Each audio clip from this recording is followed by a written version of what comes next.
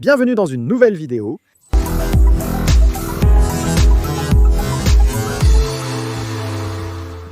Dans cette vidéo, nous allons souder le différentiel sur la Z4. Allons-y. Et avant que vous ne commenciez, avant que vous ne disiez « Oh, Drifter, comment tu fais ça ?» C'est dégueulasse, ça ne se fait pas. Inconvénient, inconvénient, inconvénient, inconvénient, N, N, N. Je vais vous expliquer pourquoi nous allons le faire. Vous avez raison surtout. Oui, c'est dégueulasse. Oui, c'est un peu gênant, mais il y a plus d'avantages que d'inconvénients. La raison principale est que nous sommes fauchés. En parlant de fond, nous n'avons pas de fond. Nous n'avons pas d'argent. Pour un différentiel de chien, c'est la réalité. Ça coûte 50 000 pesos. Le soudé me coûtera seulement 50 pesos. Maintenant, ce différentiel ne sert plus à rien, c'est la réalité. Pour ce que je vais en faire, c'est un différentiel ouvert, et pour utiliser la voiture de drift, littéralement, ça ne marche pas. Donc c'est soit acheter un bon différentiel, soit souder celui-ci, et dans les deux cas. Ce différentiel va finir à la poubelle. On ne va plus jamais l'utiliser. Donc on peut simplement le jeter à la poubelle. Vu son état, peut-on simplement le jeter ? Soldat, pour quelle raison ? Eh bien, si je veux lui en acheter un bon. Pour pouvoir l'utiliser, j'ai mis un peu plus de papier journal. Et enfin, je pense que pour l'usage que je vais en faire. Je ne vis même pas ici, donc je ne peux rien dire sur le temps. Le différentiel soudé, je ne pense pas que ça me dérange assez pour dire « Ouf, quelle horreur, je ne veux pas utiliser ma voiture. » Au contraire. C'est pourquoi j'ai décidé de le souder. Le différentiel étant défectueux, il faut de toute façon le retirer et le remplacer. Et donc on va en profiter un moment pour le ramener comme ça, un peu fou, un peu trash. Alors on va le souder, non ? Oui ou quoi ? Allez, maintenant pour ceux qui ne savent pas, je vais vous expliquer avec cette petite Supra que j'ai depuis de nombreuses années. Ce qu'est un différentiel, on le voit par en dessous. Ici nous avons le moteur, ça c'est la boîte de vitesse. Ici il y a un arbre, un petit poteau, et ça arrive ici au différentiel. Le différentiel sert à transmettre la puissance du moteur et à la répartir entre les deux roues. Donc un engrenage transfère le mouvement d'ici à ceci, ce qui fait tourner les roues. Et regardez, a-t-il le différentiel requis pour le drift ? Le seul détail avec les vraies voitures, c'est que cette roue ne tournera jamais à la même vitesse que cette roue. C'est-à-dire, si tu tournes à gauche, supposons que tu vas faire un demi-tour très serré. Cette roue va tourner un peu et celle de l'extérieur, qui est de ce côté, va tourner beaucoup. Donc, en gros, cette roue reste statique et la roue extérieure, au moment de tourner par ici, tourne beaucoup. Donc le différentiel aide à ce que cette roue tourne indépendamment de celle-ci. L'essieu est soudé et rigide comme sur de nombreuses voitures, telles que la Z4. La réalité, c'est que chaque marque, aussi bien les marques de voitures que les aftermarket, tout le monde a ses propres designs. Ce sont comme des moteurs et comme n'importe quelle chose mécanique, enfin une barrière. Mais la réalité, c'est que le différentiel du Z4 est conçu pour le confort. Tout le Z4 est conçu pour le confort, c'est la réalité, tu le vois, et il ressemble à une voiture de sport, mais le moteur est confort, la suspension était confort, tout l'intérieur est en cuir, différentiel confort, confort. Tout est fait pour que tu roules tranquille dans les rues d'Allemagne, avec la capote baissée, avec ta petite femme. Et ce n'est pas ce qu'on veut dans ce cas. Alors, selon la théorie que les pneus tournent à des vitesses différentes, quand tu veux faire un drift ou un demi-tour et que tu accélères, les pneus tournent à des vitesses différentes. L'une va plus lentement, l'autre plus vite. Et les deux essaient de trouver de l'adhérence. Et ça fait que tu ne driftes pas, littéralement. Tu ne driftes pas, donc, ou alors c'est vraiment, vraiment, vraiment compliqué. Donc ce que nous faisons, c'est relier, comme dans le cas de ce véhicule utilitaire sport, relier les roues pour qu'elles tournent exactement à la même vitesse.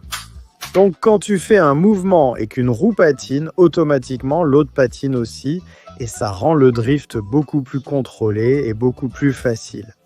C'est ce que nous allons faire maintenant. Il a beaucoup d'inconvénients, comme lorsque tu fais un demi-tour, que tu te gares, que tu recules ou que tu fais des mouvements courts. Eh bien, le pneu intérieur qui tourne plus lentement patine un peu en fait. Car si tu tournes, le pneu extérieur tournera. L'anneau intérieur devrait tourner moins vite que l'extérieur en théorie, mais en réalité, ils tourneront à la même vitesse. Donc la voiture va patiner et donner l'impression de sauter. Pour une voiture de tous les jours, ce serait effectivement inconfortable. Parce que tu sautes à chaque fois que tu fais un demi-tour ou que tu prends une intersection ou n'importe quoi. La voiture saute un peu en se garant, tu te gares en sautant et Cette voiture ne sera pas pour un usage quotidien, mais plutôt pour le plaisir de conduire occasionnellement. En réalité, ce qui compte pour nous, c'est qu'elle démarre instantanément lorsqu'on appuie fort sur l'accélérateur. On va fournir assez d'explications. C'est le moment d'agir, comme vous l'avez vu sur la Suprita. Là-bas au fond, nous avons le moteur, puis vient la boîte de vitesse, et ensuite, au-dessus de l'échappement, il y a une flèche. Celle qui porte l'inscription Truck Pro, elle arrive et elle va jusqu'au bout. Ici, c'est le différentiel. Le différentiel, comme vous pouvez le voir, il est relié aux deux pneus. Alors, qu'est-ce qu'on va faire maintenant? Si je bouge ce pneu, regardez, je bouge ce pneu et l'autre ne bouge pas. Donc, ça veut dire que le différentiel est ouvert. Donc, ce qu'on veut faire, c'est littéralement que quand je bouge ce pneu, l'autre bouge aussi. Pour y arriver, il suffit de souder les engrenages à l'intérieur. Donc, ce qu'on doit faire maintenant, c'est enlever ces vis, enlever des vis identiques qui se trouvent ici devant. Enlever cette partie-ci et celle-là, puis descendre cette pièce d'extension. Allons-y! Ça sort? Oui, ça sort.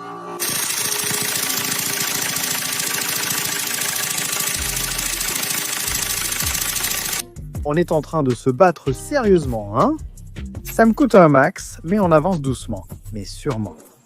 Tant que l'outil ne casse pas et que ses pièces tiennent bon, tout va bien, même si on avance lentement. Mais si quelque chose casse, là, on aura des problèmes, mais pour l'instant, tout va bien.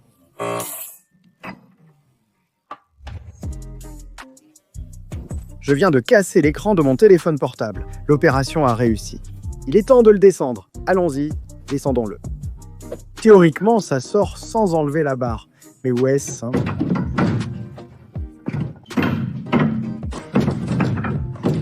Voilà, bien joué, Drifter. Maintenant, ce qu'on va faire, c'est le vidanger pour pouvoir l'ouvrir. Ok, option A, le vidanger. Option B, l'ouvrir avec le bac à huile en dessous. On est prêts, hein, les gars. On est là, papa. Allons-y à fond. Et voilà à quoi ça ressemble. Un différentiel de l'intérieur. La puissance vient d'ici. Regardez comment les deux tournent. Mais si j'en freine un, l'autre continue de tourner, vous voyez? Et c'est justement ce qu'on ne veut pas. Je souhaite que lorsque j'en freine un, les deux s'arrêtent, et lorsque j'en fais tourner un, les deux tournent également. Alors, il faut le souder ici à l'intérieur, et bloquer ce mouvement pour que ces deux-là tournent en même temps. Les gars, en vérité, on a amené le différentiel à souder. Je pense que ce n'est pas le moment de jouer aux professionnels avec ça, parce que si la soudure ici est mal faite, là, ça explose vraiment tout. On l'a fait souder. C'est bien fait, mais il y avait beaucoup de petites bavures et saletés. Je pense que c'est prêt maintenant. On lui a acheté une bonne petite huile pour qu'il tienne le coup.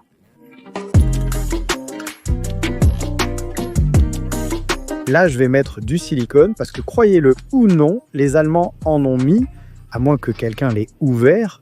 Mais non, en fait, ils n'en ont pas mis. Ce couvercle est en silicone. Je l'ai déjà un peu nettoyé, si vous regardez bien. J'ai remis du silicone autant que possible. Son petit couvercle, son huile, et on y va d'abord. L'huile que m'a recommandé mon ami. Chat Generative Pre-Train Transformer pour l'utilisation du drift à Cuernavaca, Morelos, à cause de la température. 75 AW 90, 100% synthétique. Allons-y, il prend 1 litre 200, toute cette petite bouteille. Ça fait 946. Un quart, c'est français et leurs mesures aléatoires. Et 300 ml de 900 à 600, de 900 à 700, de 40. Sachez. Maintenant, Siliconitor. Je ne sais pas. Les gens qui critiquent un Akira Nakai, honnêtement, ils n'ont aucune idée de comment on fabrique des voitures de course. Les gens pensent que dans les courses, tout est au beau. Mais non, les gars. Les choses ne se déroulent pas ainsi. On emploie du silicone, du ruban adhésif et ce qui est nécessaire. Ces kits, au départ, étaient un tournage sportif. Ils étaient un défait pour le sport automobile, pour les courses. Maintenant, évidemment, les gens les possèdent.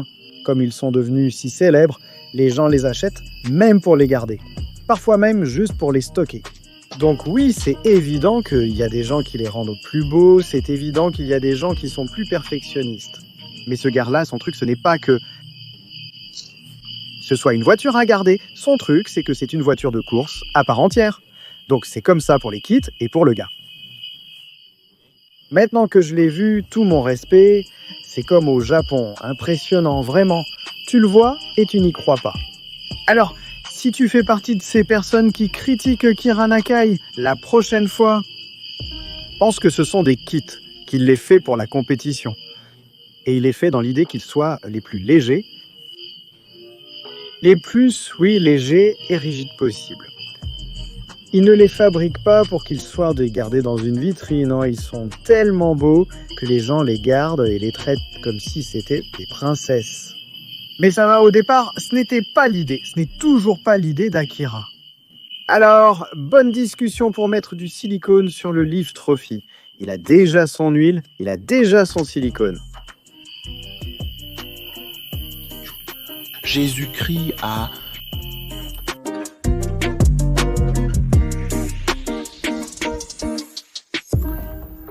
On va lui donner un petit coup de clé pour qu'il soit bien aligné.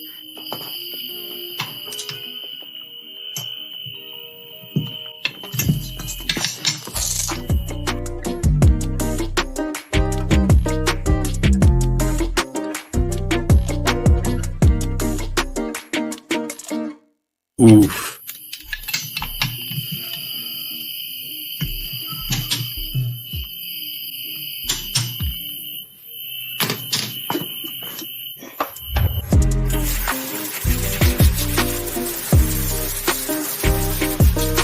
Nous avons laissé sécher le silicone toute la nuit, parfait. Nous allons le mettre prêt dans son moyen de transport. Waouh, ouais, rien. C'est génial. Qu'est-ce qui se passe?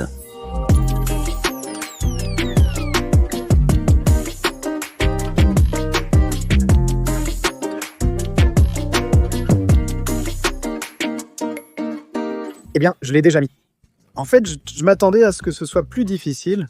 Je n'ai pas encore mis les flèches, ce qui m'a demandé le plus de travail, mais je pensais que le montage serait le plus difficile. Mais non, ces vis sont déjà alignées. J'ai déjà mis celle-ci. Voilà, le 10 est déjà en haut et nous avons le chef qui supervise. Très bien, très bien.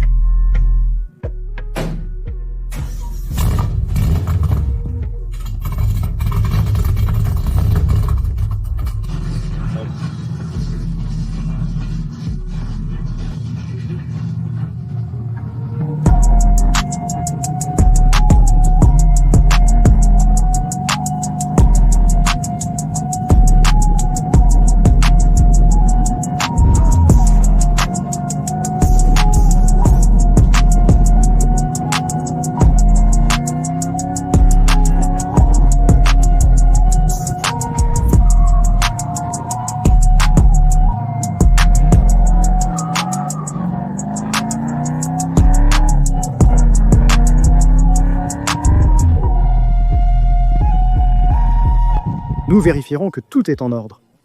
Oui, monsieur, tout a l'air parfait, ça ne fuit pas. C'est ce qui m'importait. Les flèches sont parfaites. Bien, driftez correctement.